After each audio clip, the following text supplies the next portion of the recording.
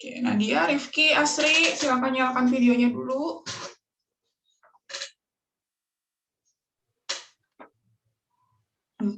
Asri kebalik, Sri. Jadi ini suka error kameranya. Sebentar. Oke, kita mulai ya. Bentar, Assalamualaikum warahmatullahi wabarakatuh. Waalaikumsalam warahmatullahi wabarakatuh. Sehat semuanya? Alhamdulillah. Oke, ini cuman berapa ini? Cuman berlima kita ya. Dan saya nggak tahu teman-teman yang lain akan join atau tidak. Dan saya harapkan nanti kita kalau saya udah kasih spare waktu berapa menit ya? 20 menit ya dari kita mulai kuliah sebenarnya. Jadi saya harapkan nanti ke depannya kalau saya bilang jam 7:30 dimulai ya kita mulai 7:30 ya. Ini tadi masih nungguin tadi 7:30 kayaknya cuman saya dan siapa tadi? Cuman saya berdua doang gitu ya. Jadi saya harapkan nanti kita mulainya selalu on time jadi jam 7:30. Jadi sebelum itu kalian udah harus standby di Zoom gitu. Oke. Hari ini berarti ini pertemuan keberapa kita ya? Berarti pertemuan ke-7 ya. Dari sisi pertemuannya, mungkin meetingnya baru pertemuan ke-3. Hari Sabtu kalian sudah UTS. Ya, jadi hari Sabtu kalian UTS, materinya sampai bahasan kita hari ini. Nah, hari ini kita bahas tentang pertemuan ke-6 dan ke-7. Jadi, bahasannya tentang materi analisis varians dan uji apa? Kruskal ya? Uji Kruskal-Wallis. Silakan, seperti biasa, coba review apa yang dipelajari pada saat kita belajar ANOVA sama uji Kruskal. Ada yang mau menjelaskan? Kalau biasanya saya tunjuk, sekarang volunteer dulu deh.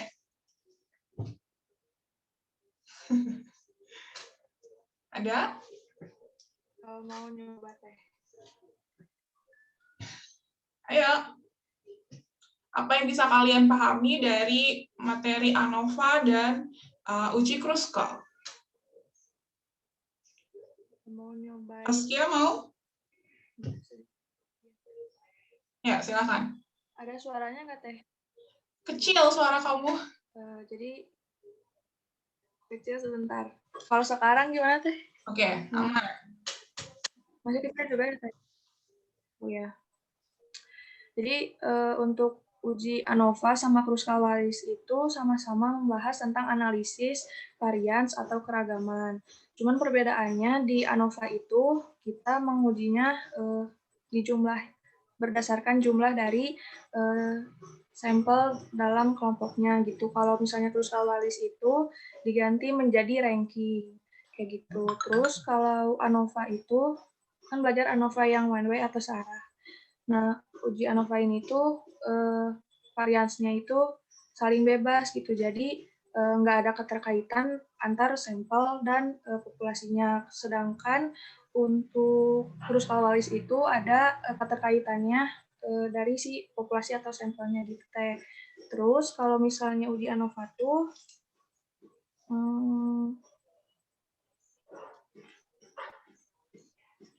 Kapan kita pakai ANOVA, kapan pakai uji Kruskal? Kia.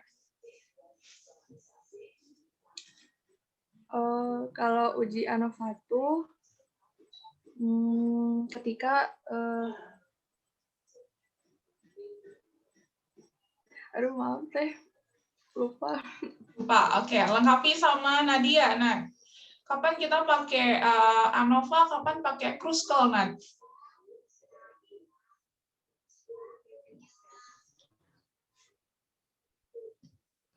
Bentar putus-putus. Oke, kapan kita pakai ANOVA, kapan kita pakai uji Kruskal-Wallis? Kalau misalkan pakai Kruskal itu dari variabelnya ordinal deh. Variabelnya atau apanya yang ordinal? Ayo. Apa tuh namanya? Bentar lagi. Apanya yang ordinal? Ordinal itu salah satu jenis apa? Ada yang tahu? Apakah ordinal itu variabel atau apa istilahnya? Skala pengukuran tuh. Betul, skala pengukuran datanya. Lalu kalau dia ANOVA, skalanya apa?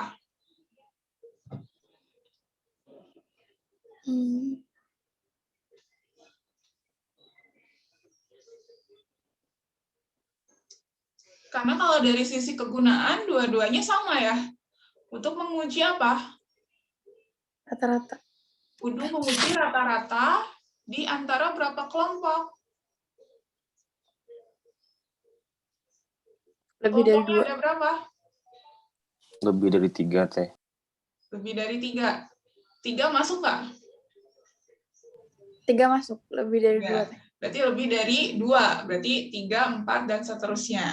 Ya, jadi uji ANOVA sama uji Kruskal-Wallis sama-sama tujuannya untuk menguji rata-rata di antara lebih dari 2 kelompok. Kalau cuma 2 kelompok, kita pakai yang mana? ANOVA. Pakai uji ANOVA. Kalau cuma 2 kelompok. Kalau yang kelompoknya hanya... sebelum-sebelum. Ayo. Kalau cuma ada 2 kelompok, saya mau uji rata-rata, kita pakai uji apa? Dikotomus teh. Pakai uji apa? Ada ini udah mau UTS. Itu materi di awal.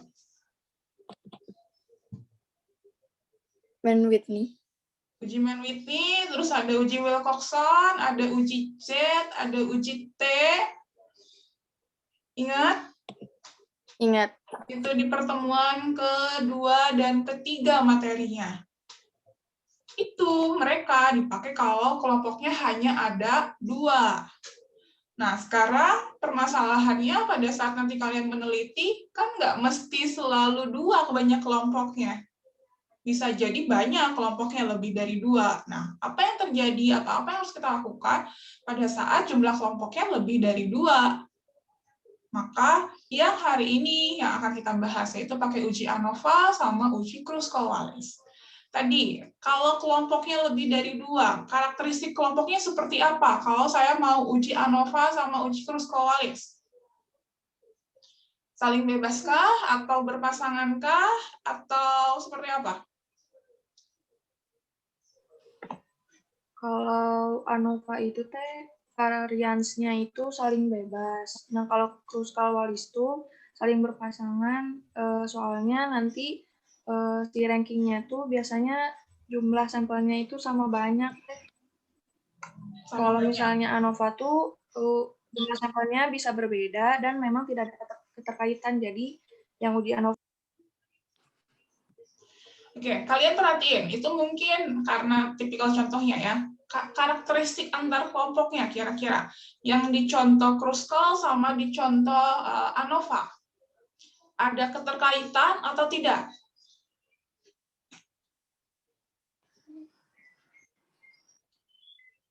Tidak ada ya, saling bebas dua-duanya. Kalau yang satu dia berpasangan, yang satu saling bebas, nggak boleh saya compare, karena itu 2 hal yang berbeda. Kalau ini saya compare antara yang ANOVA sama uji Kruskal-Wallis, berarti keterkaitannya atau misalkan karakteristiknya di antara 2 analisis ini adalah sama. Jadi ANOVA sama Kruskal dipakai pada saat kelompoknya saling bebas. Dan jumlah kelompoknya lebih dari 2.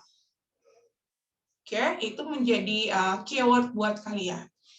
Lalu tadi, kapan atau apa yang membedakan kapan saya pakai uji ANOVA, kapan saya pakai uji Kruskal? Sama secara konsep teori seperti yang sudah saya jelaskan waktu itu.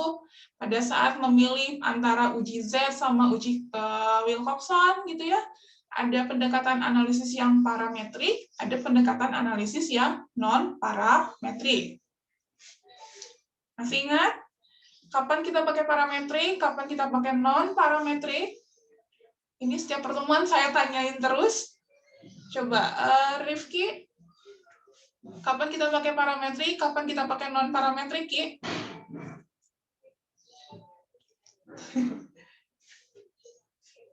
Masih di mute. Halo, Teh. Jadi kalau pakai non parametrik itu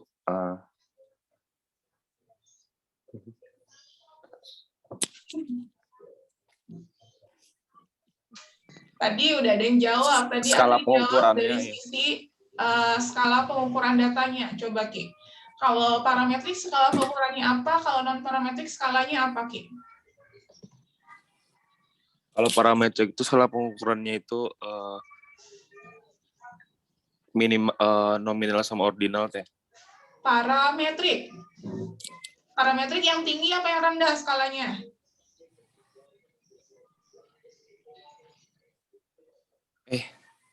Ya. Non parametrik teh salah. Non parametrik yang skalanya rendah berarti yang nominal dan Sama ordinal. ordinal. Kalau parametrik Interval rasio. interval rasio. Kalau saya punya skala interval rasio tapi saya analisis pakai non parametrik boleh atau tidak? Enggak boleh teh. Nggak boleh. Kenapa? Karena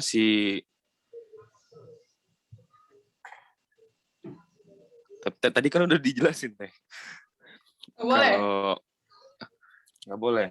Oke, Nadia, coba Nat. Kalau saya punya skala interval rasio, tapi saya mau olahnya pakai yang non parametrik, boleh atau tidak?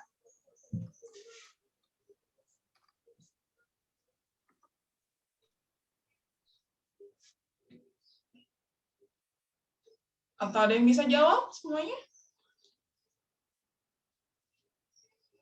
Udah saya jelasin waktu itu.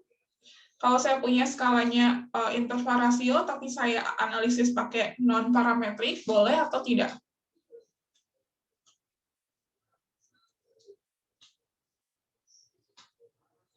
Bara, coba Bara, boleh apa enggak Bar?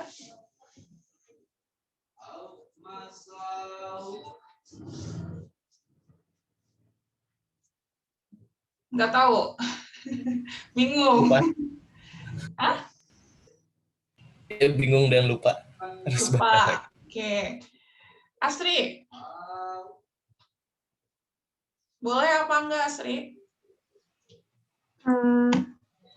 Kayaknya boleh, tetapi itu juga dengan syarat distribusinya yang nggak normal. Tuh. Jawabannya adalah boleh. Pada saat kapan? Pada saat asumsi-asumsi analisis yang kita butuhkan itu tidak terpenuhi. Waktu itu saya jelasin bahwa salah satu asumsi yang paling sering digunakan adalah asumsi bahwa datanya harus berdistribusi normal. Ya, jadi biasanya selain dari bentuk skala, maka asumsinya harus terpenuhi. Kalau dia terpenuhi, maka boleh kita pakai yang parametrik. Kalau tidak terpenuhi, walaupun dia skalanya tinggi, interval rasio, tapi asumsinya tidak terpenuhi, maka kita larinya ke yang non-parametrik. Ya, ini udah saya jelasin sih. Kelihatan ya kalian tidak mereview apa yang udah kita bahas. Padahal saya selalu kasih rekaman dari hasil diskusinya. Ya.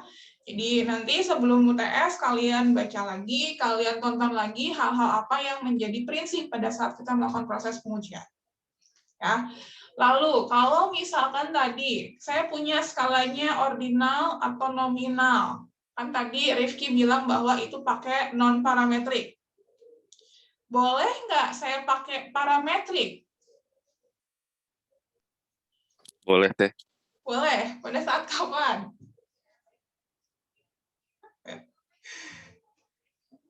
Ini kalian masih secara prinsip masih kebalik-balik terus ya? Jawabannya nggak boleh. Kalau dia udah skalanya rendah, mau diapa-apain juga tetap rendah. Nggak bisa kita paksakan menjadi analisis untuk yang skalanya lebih tinggi. Ya, jadi kebalikannya. Kalau tadi bahwa saya punya skalanya tinggi, tapi ternyata analisisnya, asumsinya tidak terpenuhi, maka dia turun tuh grade-nya, pakai analisis yang di bawahnya, pakai analisis yang non-parametrik. Tapi kalau di awal dia skalanya kita udah tahu bahwa dia skalanya rendah, nominal atau ordinal, maka nggak bisa kita paksakan pakai analisis yang grade-nya lebih tinggi, yang di parametrik, itu nggak bisa. Jadi tetap di non-parametrik. Makanya biasanya pada saat kita sudah tahu bahwa skalanya nominal atau ordinal, kita nggak perlu lagi uji asumsi, nggak ada asumsi normalitas.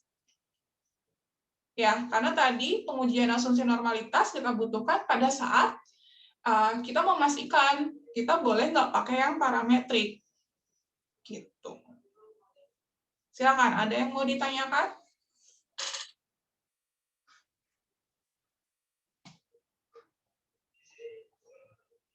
Bisa dipahami penjelasannya? Tuh udah sering saya jelasin sih sebenarnya. Oke, nih ya. Jadi kalau saya balikin lagi ke contekan kita, ini adalah tabel resumnya, tabel contekan kalian, maka kita udah bahas sampai ini ya, uji dependen atau pair, ada uji Mann-Whitney, ada uji Wilcoxon. Ya, kita udah bahas ini. Sekarang kita bahas yang lebih dari 2 sampel, atau biasanya istilahnya di sini K sampel. Jadi ada sebanyak K kelompok.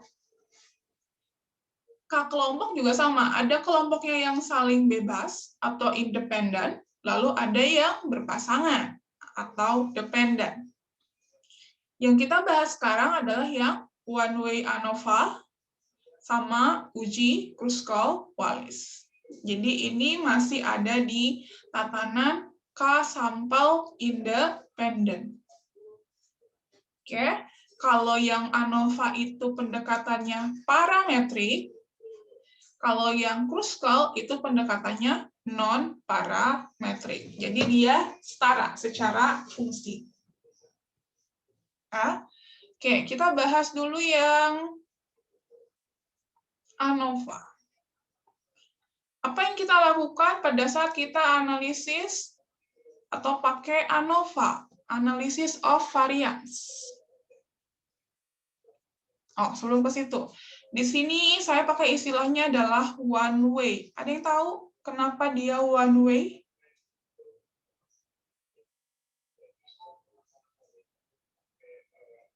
Kenapa dia jadi one way? Boleh nggak saya bikin two way? Satu arah, dua arah.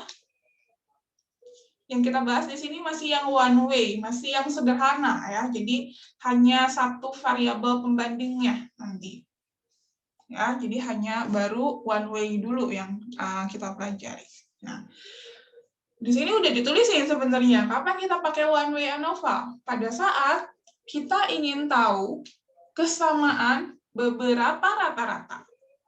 Kalau beberapa berarti lebih dari 2. Ya, ada banyak.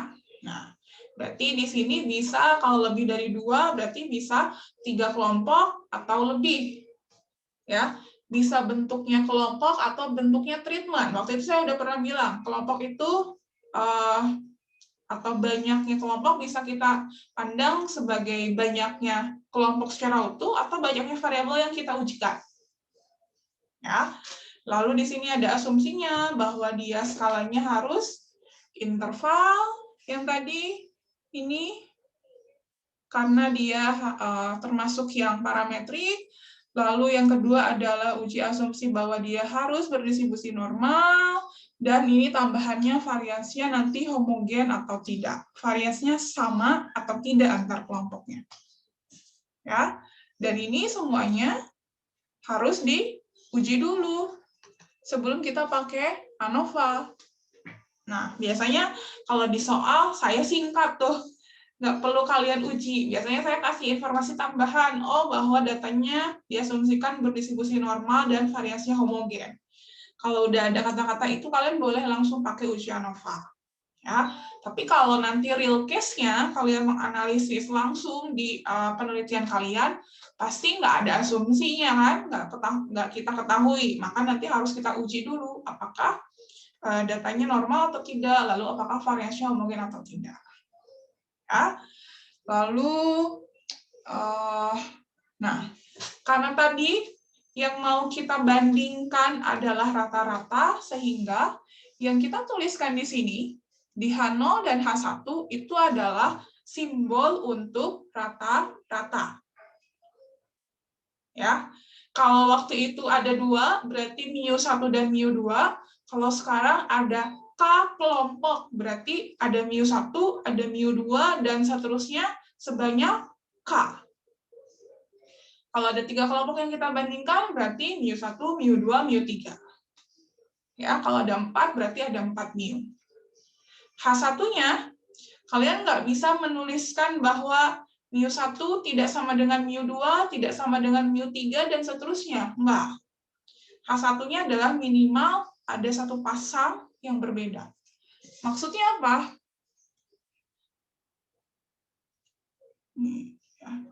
Oke, misalkan saya ambil contohnya adalah K-nya misalkan saya ambil 3. Ya, misalkan saya ambil contoh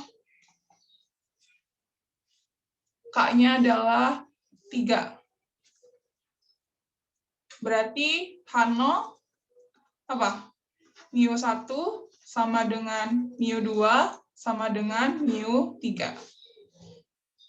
H1-nya apa? Minimal ada satu pasang yang berbeda. Maknanya apa sih? Maknanya adalah bisa mu1 tidak sama dengan mu2, tapi sama dengan mu3,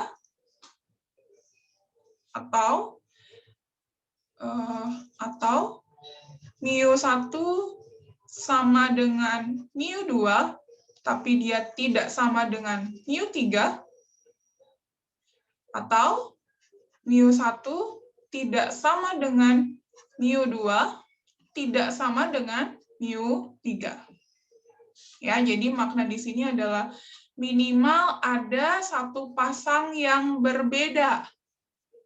Bisa kelompok 1 dan kelompok 2 yang nggak sama, yaitu kondisi yang awal ini, atau kelompok 2 dan kelompok 3 yang beda, artinya yang kedua, yang ini, atau semuanya beda.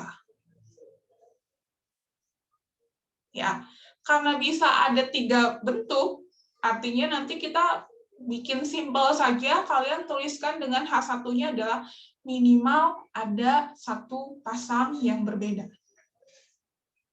Ya, artinya belum tentu semuanya beda. Kalau saya membandingin 3 kelompok, saya pasti bikin kesimpulan 3-3-nya beda, bukan seperti itu. Ya, dilihat di sini adalah minimal ada satu pasang yang berbeda. Jadi bisa dengan kelompok 1 dan kelompok 2 yang beda, tapi dia sama dengan kelompok 3, atau kelompok 2 dan kelompok 3 yang beda, tapi dia sama dengan kelompok 1, atau semuanya beda. Oke, sampai sini bisa dipahami maksudnya? Bisa tuh. Lalu, kalau misalkan saya punya 3 kelompok, apa yang terjadi pada saat saya paksakan dia pakai uji yang 2 kelompok yang waktu itu? Pakai uji Z sama uji T misalkan. Saya punya 3 kelompok, tapi saya mau analisisnya pakai yang uji Z atau uji T yang udah kita bahas di pertemuan kedua. Boleh atau tidak?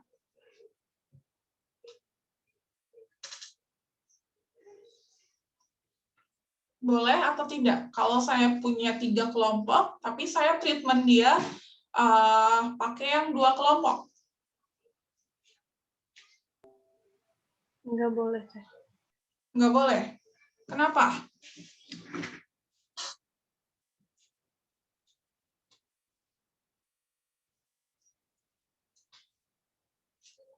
Kenapa?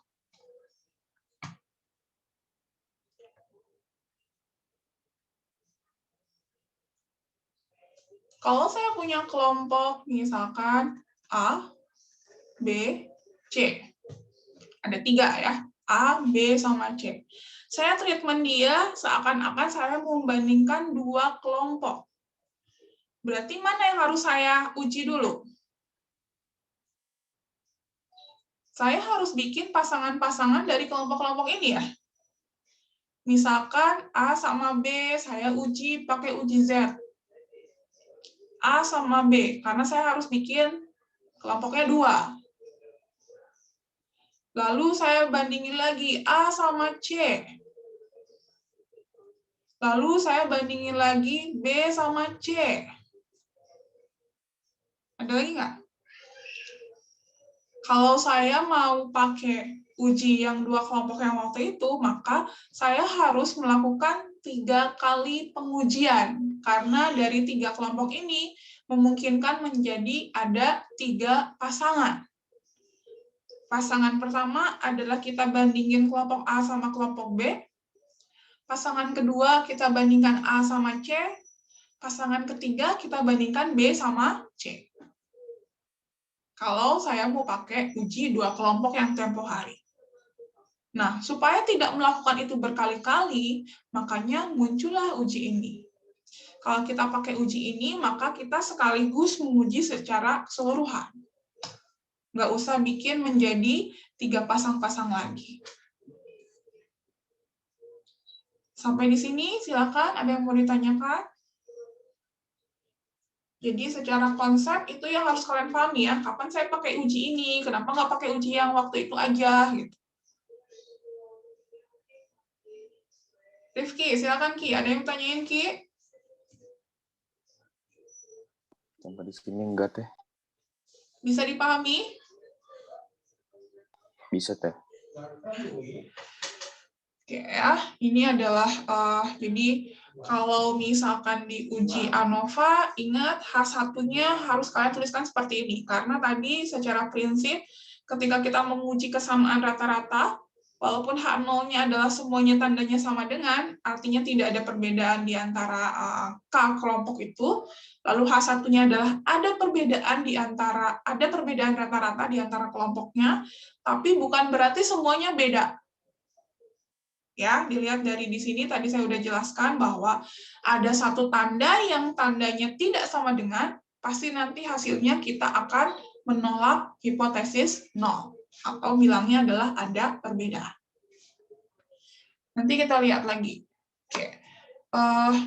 Tentunya ketika pada saat kita mau melakukan pengujian hipotesis, seperti biasa ya, ada 5 tahapan yang harus kalian tuliskan. Ini adalah tahapan pertama, ini tahapan kedua, menentukan alfa, seperti biasa. Karena tadi kelompoknya adalah saling bebas, maka anggota kelompoknya boleh sama, boleh berbeda. Ya, karena tadi prinsipnya adalah saling bebas. Kelompok 1 tidak ada keterkaitan dengan kelompok 2, tidak ada keterkaitan dengan kelompok 3, dan seterusnya. Artinya N-nya, jumlah anggota setiap kelompoknya, boleh sama, boleh berbeda. Lalu ini adalah statistik ujinya. Kalau kita pakai uji ANOVA, maka nanti di statistik ujinya selalu kalian harus membuat yang namanya tabel ANOVA. Ya, jadi ini salah satu ciri analisis pakai analisis ANOVA atau nanti ANOVA. Nanti selalu kalian harus bikin tabel ANOVA ini namanya. Di tabel ANOVA ada yang namanya sumber variasi, ada derajat bebas, ada jumlah kuadrat, ada kuadrat tengah, dan nilai F. Yang kalian pahami, sebenarnya nggak usah dihafal rumusnya. Yang kalian pahami nanti rumusnya mungkin yang agak sedikit dihafal mungkin ya, untuk kalian jumlah kuadrat aja. Jumlah kuadrat rumusnya kalian harus tahu. Kalau jumlah kuadratnya udah tahu, yang KT sama nilai F ini pasti otomatis ketahuan. Ya, di sumber variasi ini ada 2, ada yang sumber variasi treatment atau kelompok, lalu ada yang sisa. Nah, ini derajat bebas. K itu adalah banyaknya kelompok. N itu adalah jumlah ukuran sampelnya secara keseluruhan. ya. Lalu JK atau jumlah kuadrat ini adalah ada rumusnya ya, nanti kalian lihat rumusnya. Nah, kuadrat tengah, tadi saya bilang untuk kuadrat tengah sama nilai F ini kalian nggak usah hafal karena secara otomatis sudah tahu. Kuadrat tengah adalah pembagian antara jumlah kuadrat dengan derajat bebas. Jadi kalau misalkan kuadrat tengah perlakuan, berarti kan JKP atau jumlah kuadrat perlakuan dibagi derajat bebas perlakuan, dibagi K-1. Maka jadilah kuadrat tengah. Begitupun dengan yang jumlah kuadrat sisa. Jadi ini adalah jumlah kuadrat sisa dibagi derajat bebas di sisanya ya. Ini menjadi kuadrat sisa. Lalu F-nya adalah pembagian antara kuadrat KT dari perlakuan sama KT dari sisa. Jadi kalau yang kuadrat tengah sama nilai F, dia sudah otomatis pasti kalian tahu kalau jumlah kuadratnya betul. Jadi ini hati-hati dalam menghitung nilai tabel ANOVA-nya, karena kalau kalian salah di awal, maka nanti salah ke endingnya. Misalkan kalian salah di nentuin derajat bebasnya atau nentuin jumlah kuadratnya. Pasti efeknya adalah nilai F-nya juga akan salah. Ya, jadi endingnya adalah nilai F hitung. Statistik ujinya adalah F hitung. Kalau yang kemarin-kemarin statistik ujinya ada nilai Z, ada nilai T, ya, ada C kuadrat. Nah, sekarang yang baru lagi buat kalian itu adalah F hitung. Kalau kita punya statistik uji F, maka nanti pada saat kita berbicara ini, membuat kesimpulan, maka kita harus bandingkan nilai F hitung dengan F tabel. Artinya harus lihat tabel F. Tapi supaya mudah, maka ini juga udah saya sampaikan sering gitu ya. Penggantinya, kalau kita nggak mau buka tabel, maka kalian harus mencari nilai p-value. Ya, rumusnya ini sudah dituliskan oleh Pak Kudus. Kalian tinggal pakai fdis di Excel. Nanti kalau pakai kesimpulan p-value, berarti kesimpulannya adalah tolakan 0 kalau p-value-nya kurang dari alfa. Oke, silakan. Ada yang mau ditanyakan?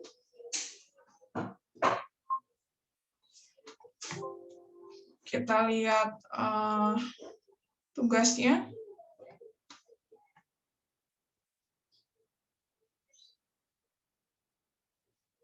Sudah ngumpulin tugas belum semuanya?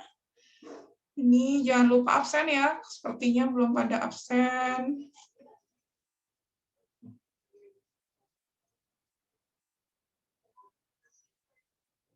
Oke, tugas 6.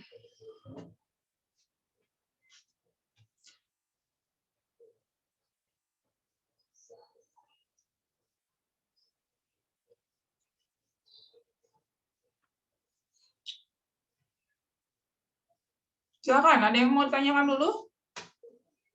Atau ada yang masih bingung?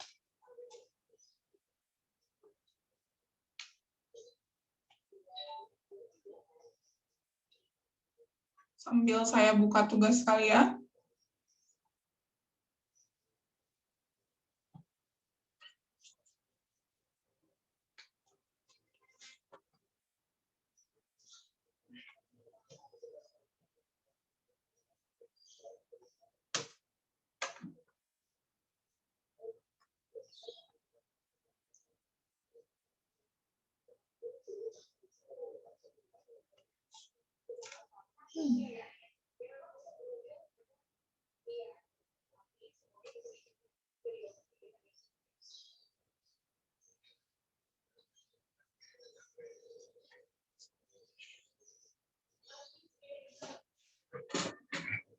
Kok nggak muncul?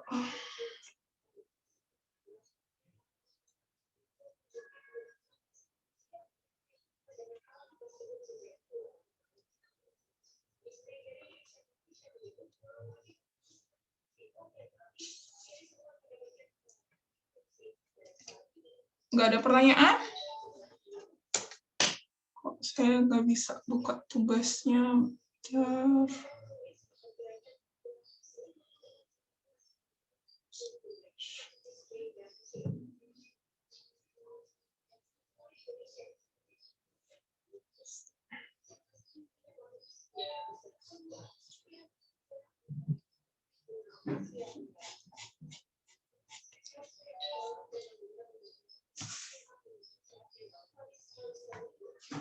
Atau ada yang bisa share tugas yang dikumpulin sambil saya buka punya kalian, kayaknya belum bisa kebuka.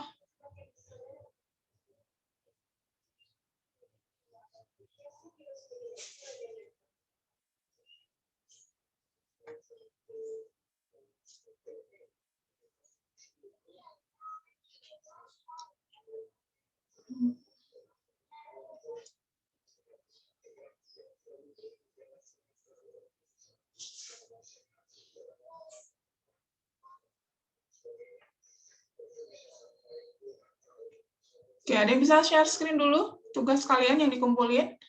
Asri, bisa punya kamu? Bisa tes sebentar. Oke, silakan.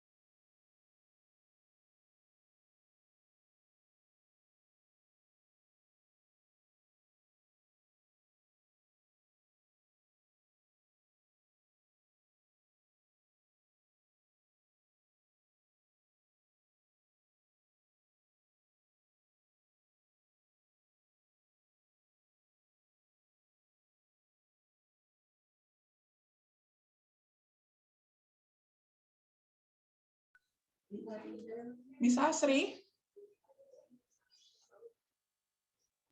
Masih loading teh. Oke, masih loading. Kayaknya, oke, punya saya aja deh dulu.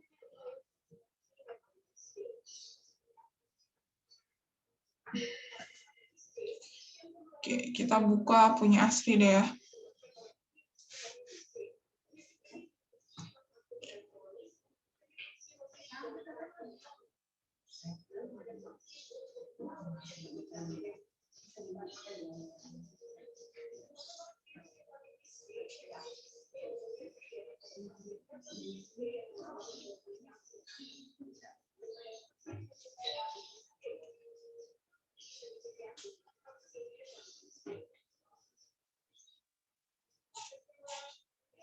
Oke, sudah kelihatan tugasnya belum?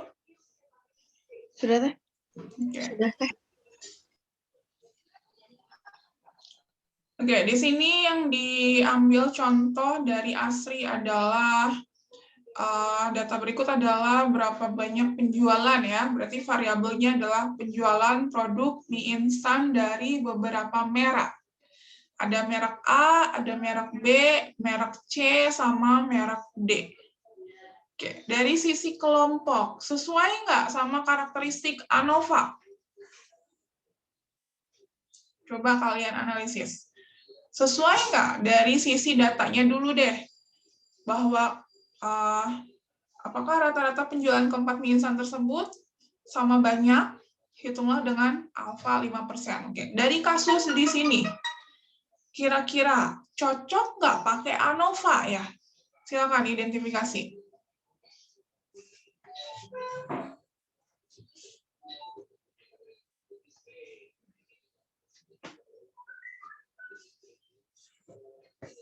Ada yang mau berpendapat?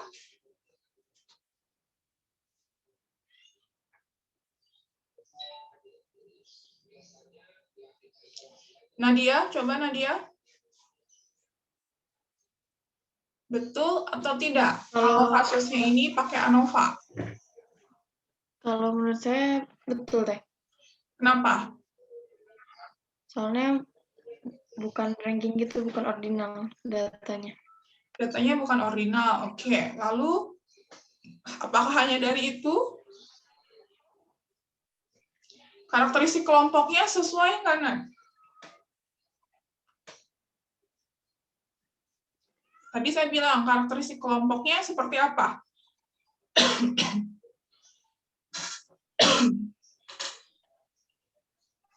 Saling bebas atau berpasangan atau gimana? Paling bebas. Saling bebas. Kalau di sini kasusnya saling bebas atau enggak?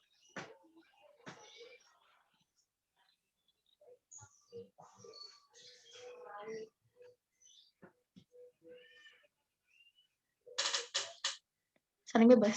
Saling bebas. Taunya dari mana?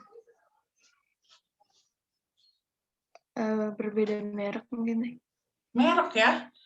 Merek A, merek B, merek Iya. C, merek D. Tentunya empat-empatnya beda. Pasti nggak ada keterkaitan antar mereknya.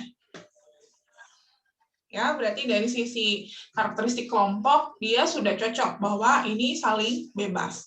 Lalu tadi dari sisi skala pengukuran datanya, pasti kalau penjualan itu bukan nominal dan bukan ordinal.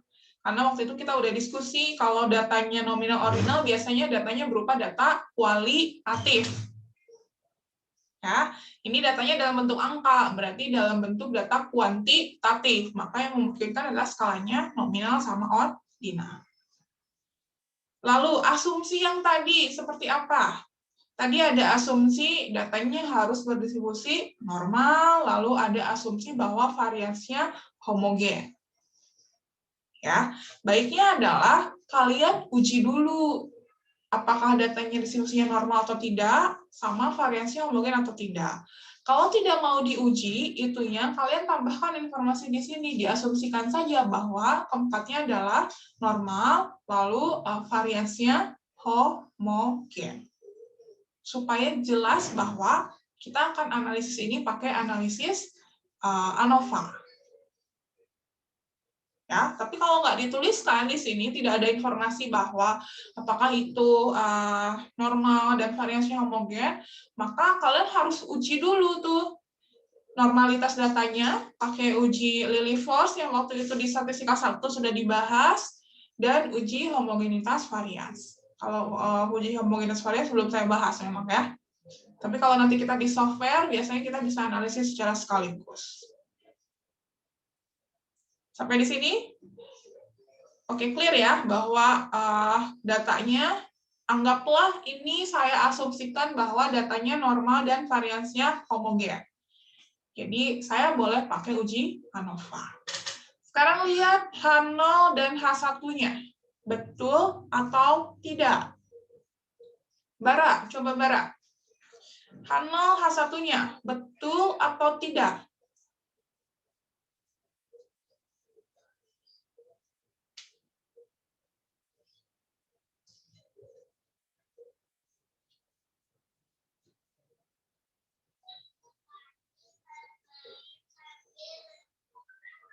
Gimana, Mbak? Betul atau tidak bentuk H0, H1-nya? Bentar teh, tunggu baca lagi dulu.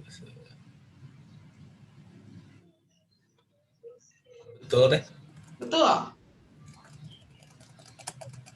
Iya. Oke, yang lain. Taskia, betul atau tidak? H0, H1-nya? Betul teh. Soalnya kan memang di hipotesis untuk ujian itu kita nyarinya uji rata-rata dan untuk H0-nya itu asumsinya kalau rata-rata dari keempat produk mie instan ini tuh sebetulnya sama gitu ya, sama banyak untuk penjualannya. Kalau H1-nya itu minimal ada satu pasang yang berbeda, karena kan tadi yang udah dijelasin sama Teteh, bisa jadi ada kelompok satunya itu tidak sama tapi kelompok duanya sama, bisa jadi kelompok satunya sama, kelompok duanya yang tidak sama, bisa jadi ketiganya tidak sama. Jadi hipotesisnya betul Teh. Ini benar ya kata kamu ya. Oke, saya tanya lagi. Siapa yang belum saya tanya? Radua, Awa, coba. H0, H1-nya benar nggak, Awa? Kalau menurut Awa enggak teh, Kenapa? karena di sini kelompoknya ada 4, tapi di H0-nya baru nyebutinnya sampai 3. Jadi kan tadi kata Teteh kan maksudnya 3 atau pakai mu K. Artinya, banyaknya mu yang kita bandingkan harus sama dengan banyaknya kelompok di datanya. Di datanya di sini ada 4 kan? Ada A, B, C, sama D. Tapi yang dituliskan di H0 ini cuma ada 3. Jadi nggak konsisten. Ada berapa kelompoknya? Ada 3 atau ada 4? Ya, hati-hati dalam menuliskan. Sehingga harusnya gimana, Wak? Di sini ada mu1 sama dengan mu2, sama dengan mu3, sama dengan mu4. Ya, oke, alfanya 5%, lalu oke, ini analisisnya tinggal kalian cek aja nanti ya, secara rumus betul atau tidak. Saya mau langsung ke tabel ANOVA. Oke, tabel ANOVA-nya didapat nilai akhirnya adalah F hitungnya 0,9. Lalu dicari nilai p-value-nya 0,4. Oke, sekarang saya tanya ke Rifki. Kesimpulannya betul atau tidak, Ki?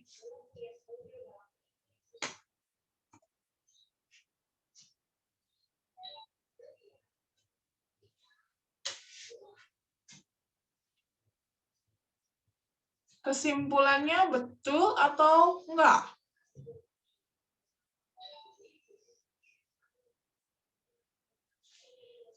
Nilai F hitungnya 0,9, nilai p-value-nya 0,4. Ini saya tidak mau nggak ngomentarin hitungan kalian ya, tapi lebih ke kesimpulannya. Karena kalau hitungan saya harus cross-check, kalian menghitungnya benar apa enggak. Anggaplah hitungannya itu betul, sehingga nilai akhirnya F hitungnya adalah 0,9, p-value-nya adalah 0,4. Kesimpulannya, betul atau enggak? Coba analisis, Ki.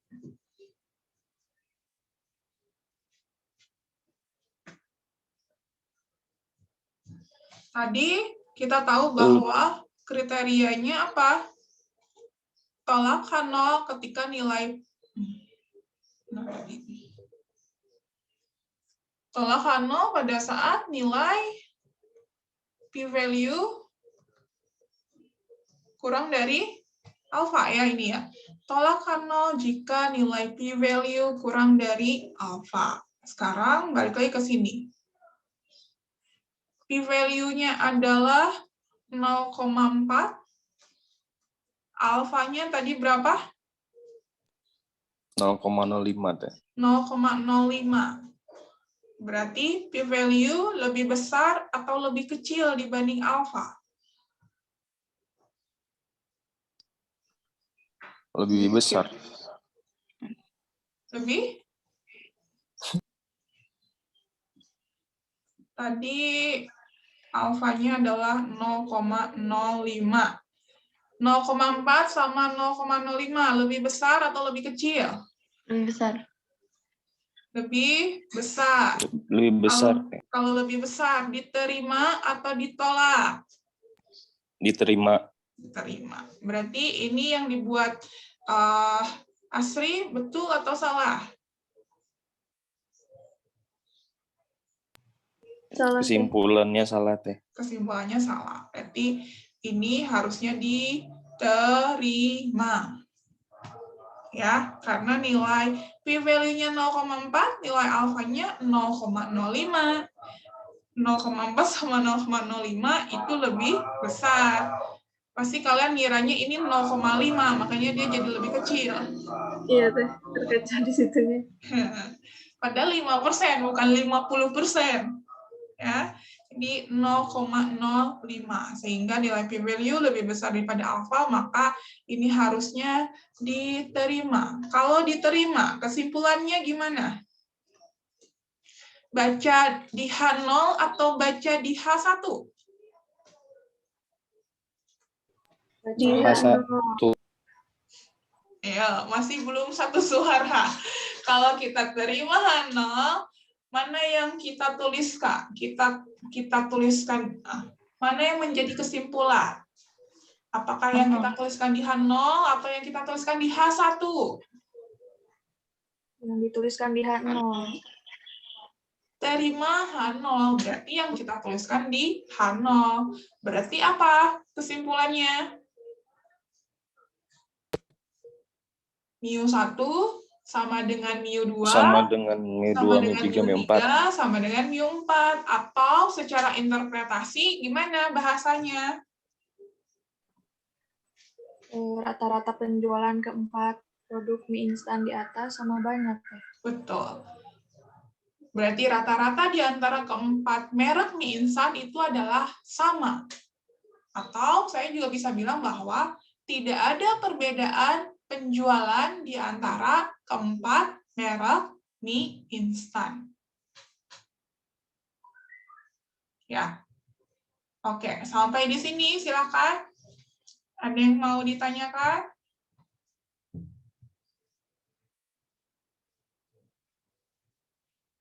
Kalau misalkan hasil dari kalian ternyata nanti tolak H0, berarti apa? Kalau nanti tolak H0 kesimpulannya berarti ada perbedaan penjualan di antara keempat merek mie instan ya. Kesimpulannya kan seperti itu. Nah, biasanya pada saat kita melakukan atau hasil analisisnya, entah itu hasil ANOVA atau hasil uji Kruskal-Wallis, itu nanti ketika kesimpulannya H0 ditolak atau bahasanya adalah ada perbedaan di antara 4 kelompok, kalau di sini kasusnya 4 ya, maka nanti ANOVA atau Kruskal-Wallis hanya bisa berbicara sebatas itu. Ada perbedaan di antara 4 kelompok. Tapi kalau saya tanya lagi nanti, perbedaannya yang mana? Yang mana yang beda, yang mana yang sama? Apakah tadi, apakah A sama B sama, atau B sama C beda, atau C sama D beda? Itu nggak bisa terjawab oleh ANOVA. Karena pada saat tadi menolak H0, yang kita bisa omongin adalah ada bedanya di antara 4 kelompok ini. Tapi yang mana yang beda, yang mana yang sama, nggak bisa kita jawab. Ya, untuk tahu yang mana yang sama dan mana yang beda, maka seperti yang tadi di awal yang saya jelaskan, kita harus bandingkan masing-masing. Bikin uji perbandingan ya. Kalau di materi Kruskal, di ending kan ada uji perbandingan ya. Nah, itu untuk melihat kelompok-kelompok mana yang sama, kelompok-kelompok mana yang berbeda. Jadi, kalau uji Kruskal sama uji ANOVA, ini masih kita bahasannya secara global. Oh, di antara 4 merek ini sama atau beda? Kalau misalkan hasilnya beda, ya udah, berarti yang penting di antara 4 kelompok ini beda. Tapi saya nggak tahu mana yang sama, mana yang bedanya. Nah, untuk mengidentifikasi kelompok mana yang sama, kelompok mana yang beda, maka nanti harus kita lanjutkan pengujiannya. Maka ada istilahnya adalah uji lanjut. Itu untuk mengetahui tadi kelompok-kelompok mana yang sama, kelompok-kelompok mana yang berbeda. Kalau di sini ada 4 kelompok tadi, ya ada A, B, C, D. Kalau pakai uji ANOVA, kita tahu bahwa kalau hasilnya H0 ditolak ya, terdapat perbedaan di antara 4 kelompok. Untuk tahu mana kelompok yang sama, untuk mana kelompok mana yang berbeda, maka kita harus bikin pengujiannya menjadi uji berpasangan, uji 2 kelompok. Jadi masing-masing kita harus buat pasangan-pasangan kelompoknya, seperti tadi. A sama B nanti saya uji. Hasilnya sama atau beda? A sama C seperti itu, A sama D, B sama C, B sama D, terakhir C sama D. Saya uji seakan-akan ini menjadi 2 kelompok saja. Misalkan nanti hasilnya kelompok A sama B hasilnya ternyata oh sama. A sama C oh beda. A sama D beda misalkan ya. B sama D ini sama. C sama D ini misalkan sama. Ini beda.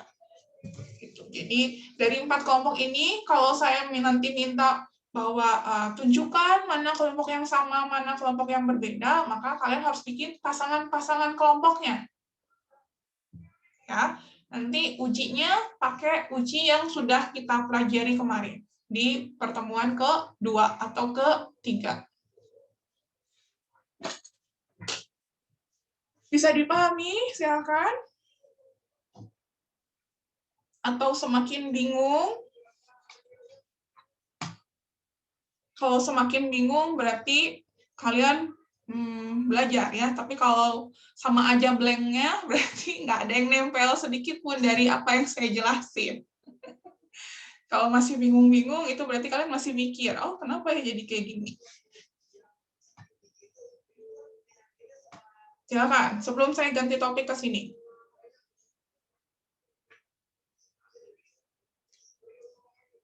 Nggak ada? Masih aman?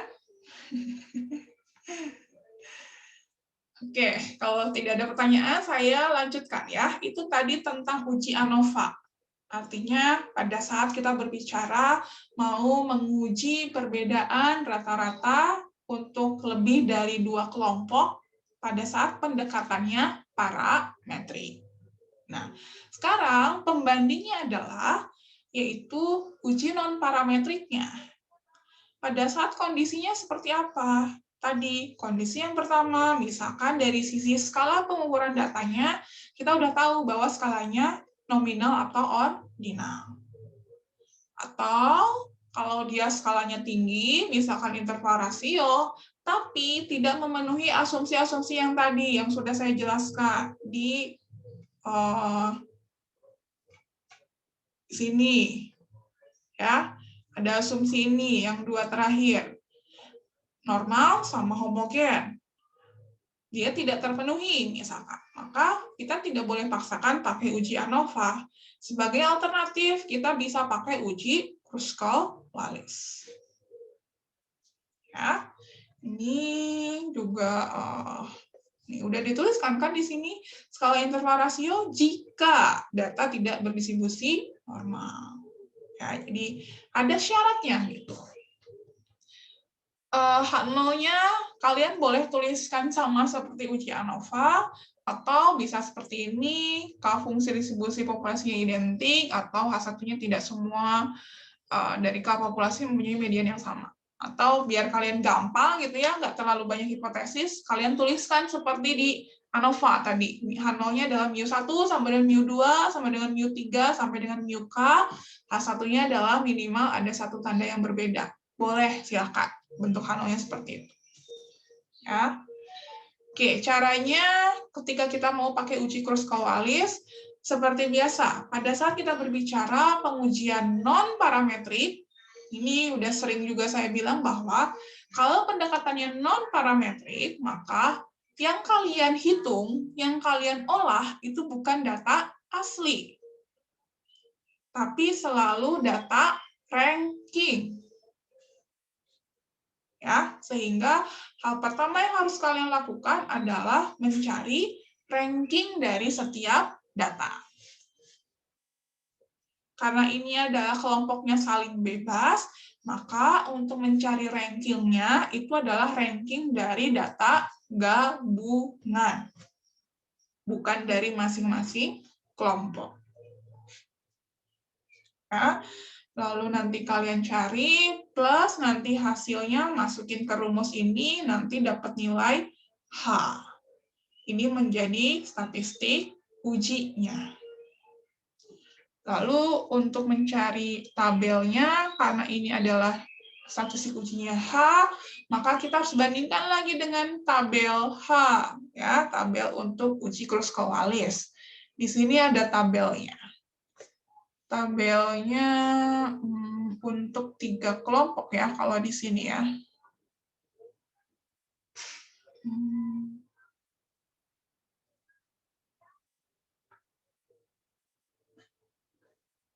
ini buat yang 3 kelompok ya. Ada N1-nya berapa, N2-nya berapa, N3-nya berapa. Nanti kalian sesuaikan, alfanya sekian, lalu nanti nilai H-nya berapa. Ya, bisa dari H, bisa dari nilai. Di sini ada nilai p-value-nya langsung. Di tabelnya juga sudah ada.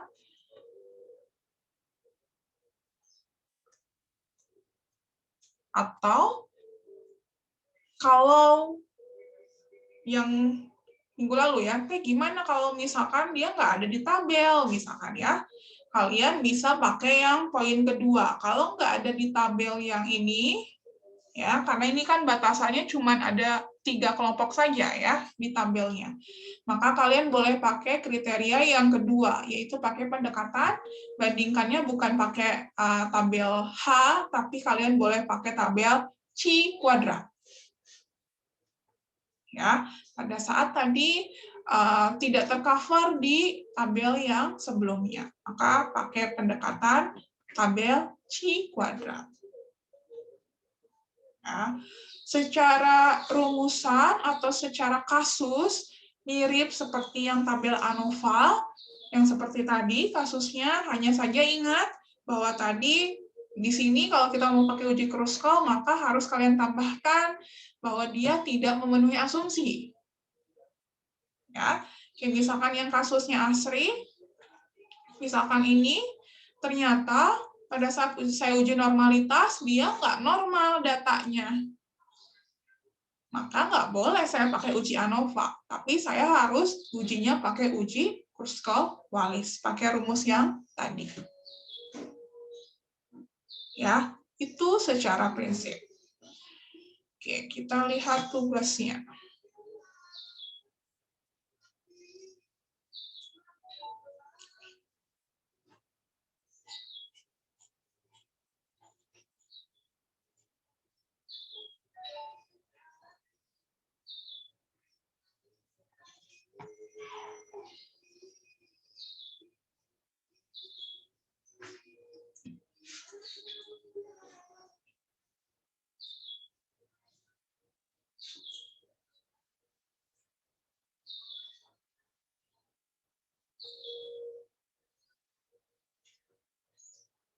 Jadi kalau dari soal, pasti nanti soalnya mirip ya, cuman kalian nanti harus asumsinya dia terpenuhi atau enggak gitu. Kalau terpenuhi berarti nanti ke ANOVA, kalau tidak terpenuhi berarti nanti ke Kruskal-Wallis. Oke, kita lihat yang awal.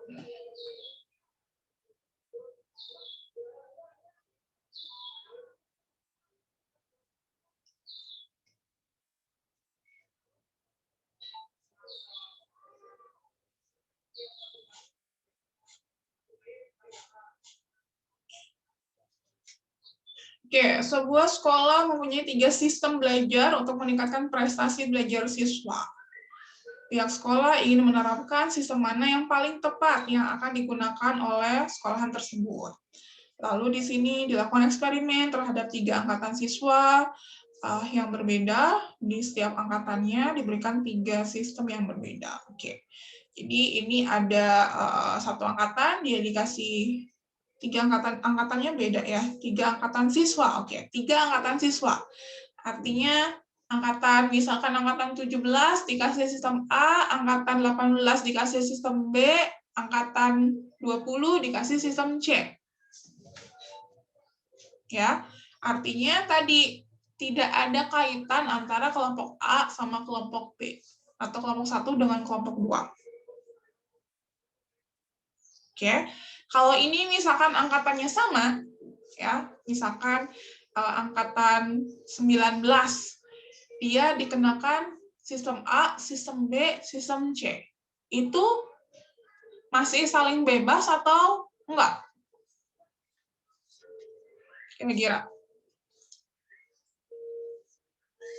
Kalau angkatannya sama, dia dipakein 3 sistem, sistem A, sistem B, sistem C.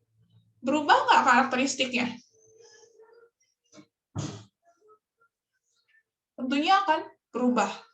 ya, karena pasti ada kaitannya antara sistem, karena orang yang dicobanya itu sama. Kasusnya seperti yang waktu itu, pada saat eksperimen, sebelum dan sesudah. Orang yang dikenakan treatment sebelum dengan orang yang dikenakan treatment sesudah itu sama. Begitupun kasusnya kalau ini, kalau angkatan antar kelompoknya itu sama ya, sehingga kalau tadi angkatannya sama, nggak bisa kita pakai uji ANOVA. Karena tadi karakteristik, bukan ANOVA, Kruskal. Karena kalau Kruskal itu karakteristiknya sama dengan ANOVA, harus saling bebas. Sehingga di sini antar sistem itu kelompoknya atau angkatannya juga harus beda. Ya. Oke, ini ada 3 kelompok, karena di sini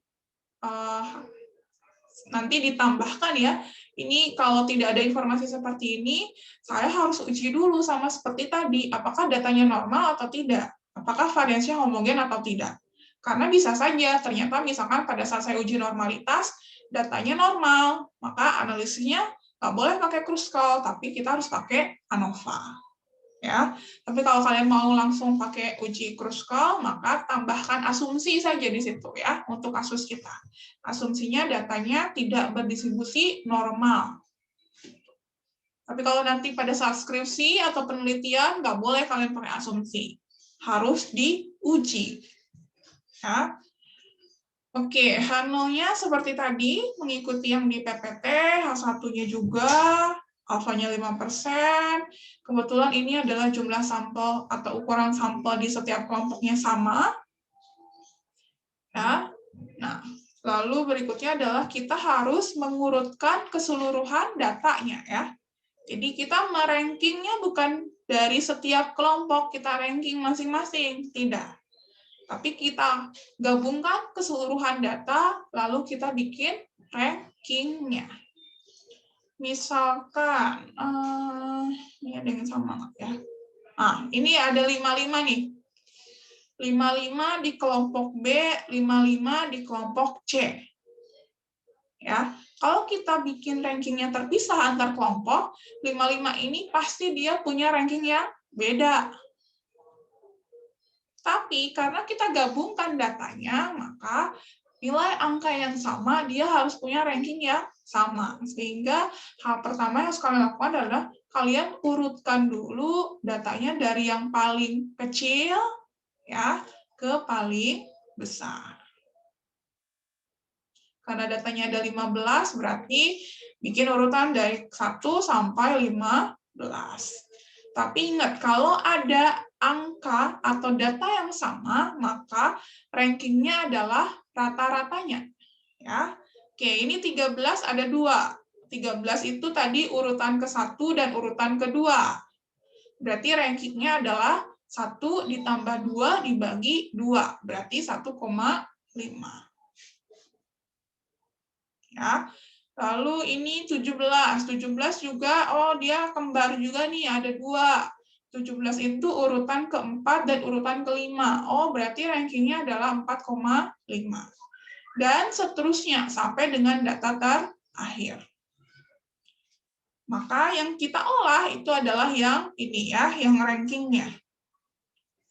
Lalu balikin lagi tadi ke masing-masing kelompoknya, rankingnya berapa. Dan seterusnya, lalu kita hitung H, ini adalah statistik ujinya. Oke, ini 555 ya. Kalau lihat di tabel, ada nggak tadi?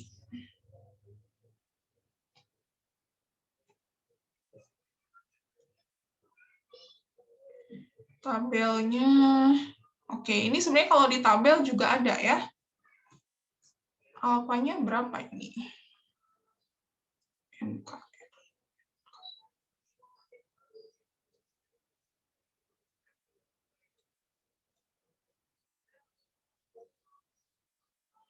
Oke, di tabel itu hanya bisa mengakomodir M-nya masing-masing paling banyak adalah 5 ya. Jadi kalau lebih dari 5 itu kita pakai nilai chi-square. Kalau yang tadi yang awal itu masih 5 ya, jadi harusnya sih masih tercover di tabel ini, tabel uji Kruskal-Wallis. Ya, nanti bisa dilihat nilai P-nya nanti berapa di sini. NKR. NKR-nya berapa ya?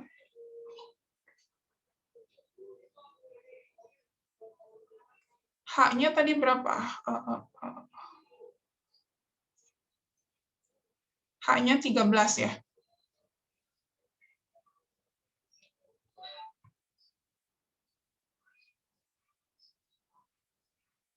Oke, tapi 13 nggak ada di sini ya. NKR itu kan nilai H-nya. 13 nggak ada di sini, berarti oke, karena tidak tercover juga, maka boleh pakai yang chi-square. Tapi sebenarnya kalau 13 pasti dia nilainya p-value-nya kurang dari 0,009. Ini ya, kalian perhatiin. Semakin besar nilai H-nya, maka nilai P-nya semakin kecil ya. Ya nggak? Yang ini 4,5, 0,1, ini 8, 0,009. Berarti kalau punya AWA tadi 13, berarti kan di atas 8, toh? Berarti pasti nilai p-value-nya kurang dari 0,009. Oke, benar nggak tadi kalau Patrick pakai? Nah, 0,09 ya tadi ya. 0,009. 0,00. Nah, benar kan? Pada saat dicek ternyata pakai p-value hasilnya adalah 0,001. Ya, kalau kita pakai tabel yang tadi, kalian boleh tuliskannya adalah karena tidak tercover di tabel ini. Tadi kan punya AWA H-nya 13 kan? H kritisnya ya, 13. Tapi kalau di tabel kan cuma sampai 8 nih. Ya, kalau 8 itu nilai P-nya adalah 0,009. Berarti kalau H-nya semakin tinggi, P-nya semakin kecil. Nih, kalau kalian perhatikan di sini. Untuk yang N1-nya 5, N2-nya 5, N3-nya 5. H-nya range-nya dari 4,5 sampai 8. Semakin besar H-nya, P-nya semakin kecil. Berarti kalau punya AWA 13, berarti nilai P-nya pasti dia lebih kecil daripada 0,009. Ya, boleh kalian tuliskannya seperti itu. P-nya kurang dari 0,009. Tapi kalau kalian cari pakai Excel, dia pasti ketemu nilai eksaknya berapa. Kalau pakai tabel, kita cuma tahu pakai perkiraan. Oh, perkiraannya pasti nilai P-nya kurang dari 0,009. Tapi kalau kalian menghitung pakai Excel, maka kalian bisa tahu secara tepat berapa sih nilainya. Ternyata betul kan tadi perkiraan saya. Nilainya adalah 0,001. Kurang dari alfa berarti H0 ditolak. Ya. Nah, biasakan pada saat kalian membuat kesimpulan, jangan sampai berhenti sampai di H0 diterima dan H0 ditolak. Tapi kalian harus interpretasikan apa sih arti H0 diterima dan H0 ditolak. Balikin lagi apa yang ditanyainnya. Yang ditanyainnya adalah apakah ketiga sistem belajar itu dapat meningkatkan prestasi belajar atau tidak. Ya, balikin lagi ke kasus itu. Atau kalau ini nanti kita nggak bisa lihat dia meningkatkan atau tidak ya. Kalau kasusnya seperti ini adalah biasanya bahasanya adalah ada perbedaan skor nggak sih? Oh, ini datanya data peningkatan atau data skor prestasi ya, itu harus clear dulu. Kalau ini kan awal tulisannya peningkatan skor prestasi belajar ya, berarti 17 itu adalah peningkatannya, bukan skor prestasi belajarnya. Nah, itu harus clear dulu dari sisi data. Ya. Nah, kalau misalkan tadi bahwa balik lagi yang awal, pada saat kita menguji seperti ini, kita cuma bisa bilang bahwa oh ternyata ada beda dan tidak ada beda. Belum sampai ke dia meningkat atau menurun, belum sampai ke situ. Dia ada perbedaan atau tidak ada perbedaan. Nah, nanti untuk mengecek seberapa besar perbedaannya, mana yang beda, mana yang enggak, gitu ya, mana yang besar, mana yang kecil. Tadi balik lagi ke uji perbandingan. Kalau di PPT itu ada uji perbandingan.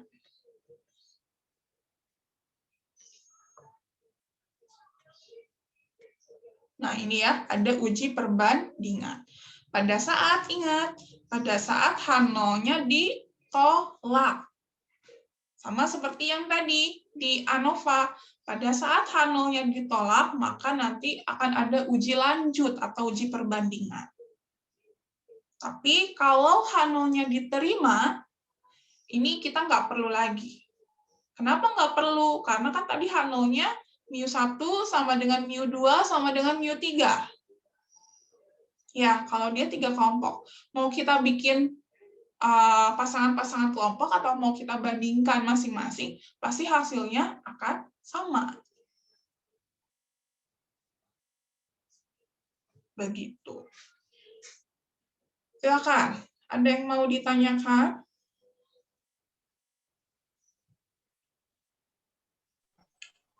Teh mau nanya. Ya.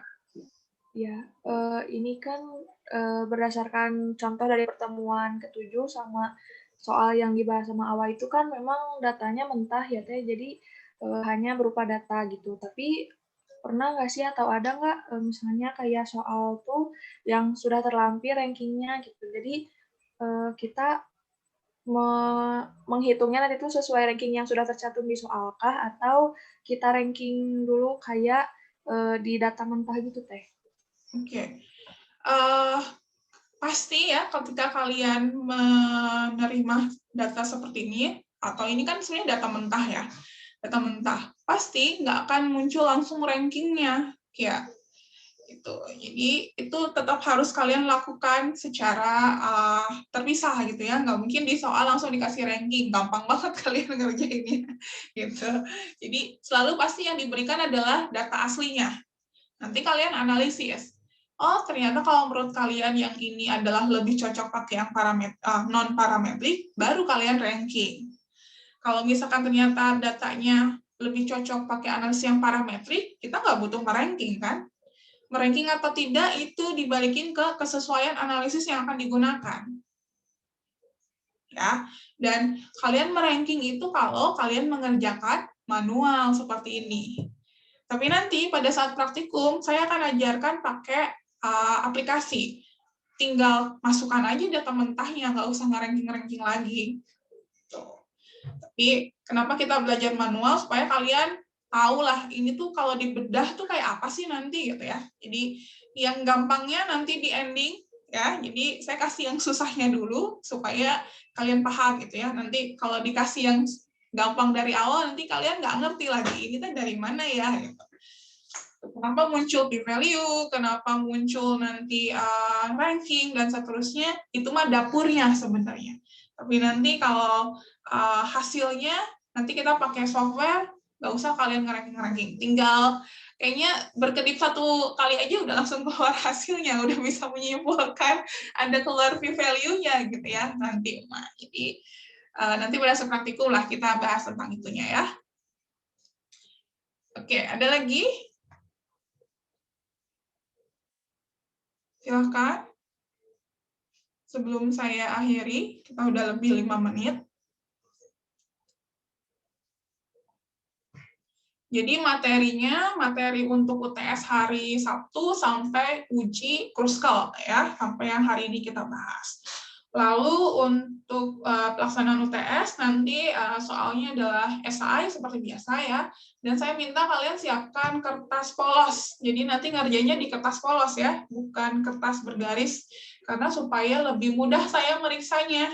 Kalau kertas bergaris kadang pada saat blur itu nggak jelas gitu angka-angka atau yang kalian tuliskan. Jadi saya minta kalian kerjanya di kertas polos. Terserah lah, mau HPS, mau A4, mau Bindex, atau apa, terserah. Ya, jadi cek lagi, apa namanya, cam scannernya, tab scannernya, kadang suka ada yang pada saat ujian tuh tiba-tiba error gitu ya, nggak bisa dipakai. Gitu. Nah itu harus kalian antisipasi dari sekarang. Kita ujiannya jamnya sama seperti jam kuliah ya. Jadi mulainya adalah jam 7.10, selesainya jam 8.50. Karena nggak ada jadwal ujian kan ya. Ujian dilaksanakan pada saat jam kuliah seperti biasa. Oke, tidak ada pertanyaan? Kalau tidak ada, saya akhiri pertemuan hari ini. Silakan pelajari lagi materi-materi yang sudah disampaikan, rekaman videonya ditonton lagi. Mungkin ada hal-hal yang pada saat saya menjelaskan mungkin belum disampaikan di rekaman video materinya, gitu ya. Ada prinsip-prinsip yang mungkin saya ulang terus, mungkin itu menjadi tadi keyword-nya atau poin dari apa yang bisa membedakan antar analisis. Ya, saya akhiri pertemuan hari ini. Terima kasih semuanya. Selamat belajar. Sampai ketemu pada saat ujian. Assalamualaikum warahmatullahi wabarakatuh. Waalaikumsalam. Waalaikumsalam warahmatullahi wabarakatuh.